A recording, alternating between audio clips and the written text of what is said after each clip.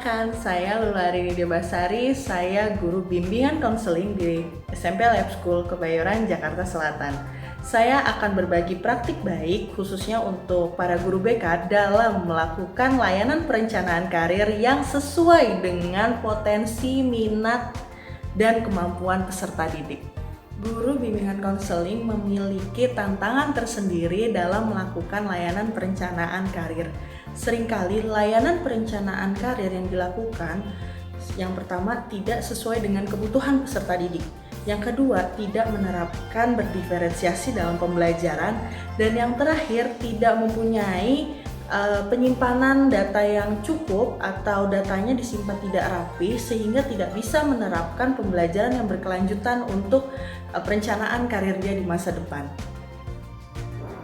Praktik baik yang nantinya saya bagikan merupakan salah satu alternatif dalam mengentaskan masalah tersebut, yaitu membuat website dalam layanan perencanaan karir menggunakan Google Site.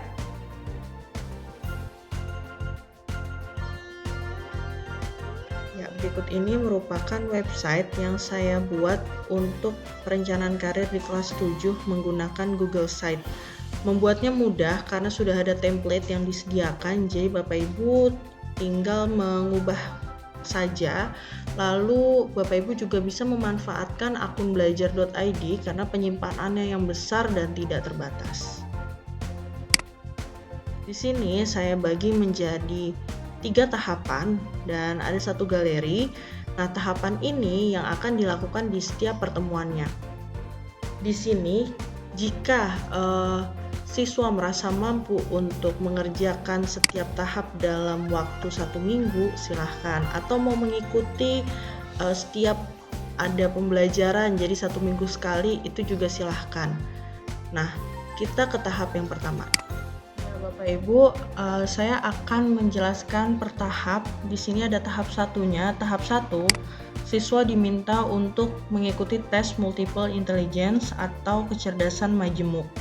Nah, di sini sudah ada materinya yang bisa mereka pelajari terlebih dahulu, lalu mereka diminta untuk mengikuti tes. Di sini saya menggunakan platform yang tersedia dan gratis, jadi siswa bisa langsung ikut tes tanpa harus bayar atau bekerja sama dengan pihak profesional. Lalu siswa diminta untuk screenshot hasil yang mereka dapatkan dari tes tersebut, yang kemudian di-upload di Google Form ini. Nah, mereka tulis nama, kelas, lalu upload file yang sudah mereka screenshot. Seringkali siswa itu bertanya apakah yang dia submit sudah masuk atau belum, terus juga dia lupa dia udah submit atau belum. Nah, kelebihannya di Google Site ini, kita juga bisa nih menginsert ya, menampilkan form respon dari unggahan mereka. Nah, di sini bisa dilihat nama-namanya, lalu apa yang mereka insert dan juga kelasnya. Jadi siswa tinggal mengecek, oh iya nama saya udah ada nih gitu, berarti sudah masuk apa yang saya upload. Atau nama saya belum ada, berarti saya tinggal upload ulang. Dan kita juga mantaunya enak gitu. Nah, selanjutnya di sini ada hasil screenshot mereka yang ditampilkan.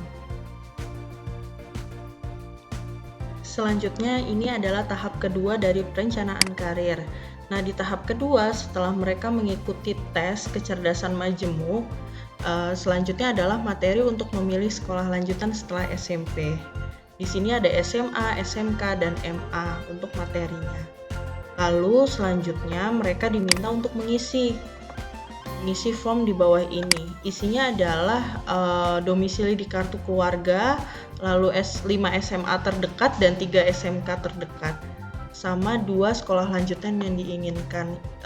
Ini berdasarkan dengan keputusan pemerintah terkait zonasi. Jadi mereka sudah dari kelas 7 sudah melihat nih, sudah observasi dulu lingkungan mereka.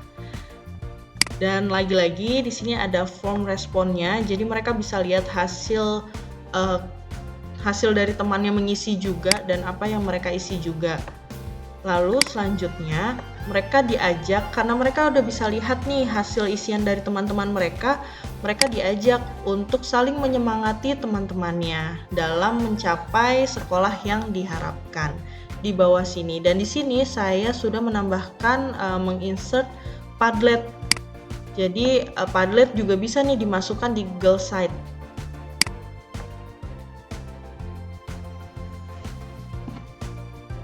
Berikutnya ini adalah tahap ketiga atau tahap terakhir dari seri perencanaan karir. Nah, di sini mereka diminta untuk membuat mind map perencanaan karir. Sudah dituliskan ketentuannya dan bagaimana cara membuatnya. Jadi mereka menuliskan cita-cita mereka dan mereka menganalisis juga nih dari hasil kecerdasan tertinggi ya, hasil MI yang pada tahap pertama, lalu juga sekolah lanjutan di tahap kedua gitu, di SMA-nya mau kemana, terus kira-kira kuliahnya juga mau kemana untuk mencapai cita-cita tersebut. Lalu diberikan contoh juga dan diberikan kebebasan, boleh secara digital atau secara manual nanti di foto.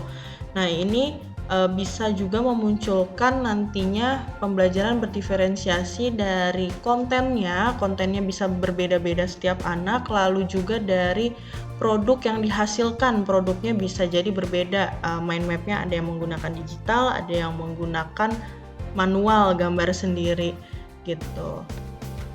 Selanjutnya dari hasil yang mereka kerjakan lalu di-upload mind mapnya dan lagi-lagi namanya akan muncul di sini gitu. Jadi kalau dia sudah ngumpulin berarti ini nama-namanya sudah ada. Nah, lalu di manakah hasil mind mapnya? Hasil mind mapnya akan ada di galeri. Ya, berikut ini merupakan galeri dari hasil kerja para siswa mind mapnya. Nah, kebanyakan dari mereka menggunakan digital karena pada waktu itu kita masih ada di masa pandemi. Jadi ternyata mereka itu banyak sekali yang mempunyai kemampuan digital yang sangat bagus dan bisa dilihat dari hasil-hasilnya. Tapi ada juga yang menggunakan manual seperti ini. Ya, ini cita-citanya mereka dan hasil analisis mereka. Ya, itulah tadi praktik baik yang bisa saya sampaikan dan refleksinya setelah saya melakukan hal tersebut yaitu yang pertama peserta didik itu jadi merencanakan karir sesuai dengan potensinya mereka berdasarkan hasil tes yang mereka jalani. Lalu mereka juga punya kemampuan untuk berpikir kritis dalam arti mereka bisa menganalisis gitu ya peluang-peluang dalam meraih cita-cita mereka. Yang ketiga, saya juga sebagai guru bimbingan konseling bisa mendapatkan data mereka dengan rapih dan ketika mereka nanti membutuhkan di kelas 8 atau guru BK-nya yang mengampu di kelas 8 membutuhkan data tersebut, saya sudah punya nih datanya mereka, arah kecenderungan karirnya atau cita-cita yang dia tuliskan di kelas 7 itu apa, saya sudah punya. Mari kita berinovasi dan berkreasi dalam menciptakan pembelajaran yang merdeka dan juga berdiferensiasi. Terima kasih.